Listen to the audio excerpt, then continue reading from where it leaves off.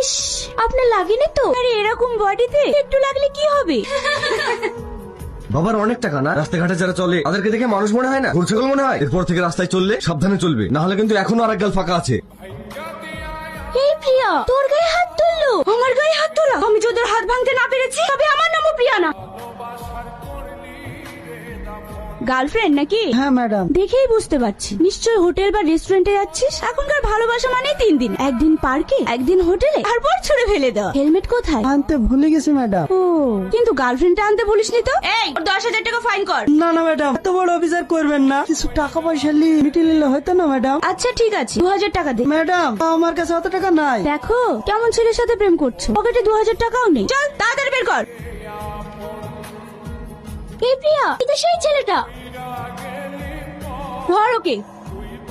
খুব হিরো হয়ে গেছিস না? লাইসেন্স দেখা।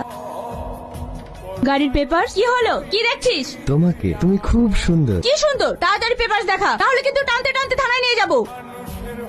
এই প্রিয়া, দেখলি তো ছেলেটা কি অসভ্য। প্রিয়া, তুই আবার আমার ড্রেস পরে চলে এসেছিস। আমি আগে জানতাম তুমি নকল পুলিশ। ড্রেস পরলে থেকে পুলিশ বলে না, ড্রেসের সঙ্গে সঙ্গে নেম প্লেটটাও চেঞ্জ করতে হয়।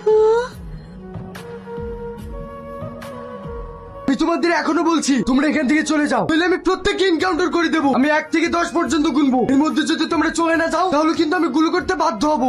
1 2 3 4 5 6 7 8 9 10। চালা গুলি। কি হলো চালা? তোর বন্দুকে কটা গুলি আছে সেটাই আমি দেখতে চাই। তোর মুখে আমাকে জ্ঞান শুনতে হবে? কে তুই? আমি তোর বাপ, deputy superintendent of police Kabir Khan.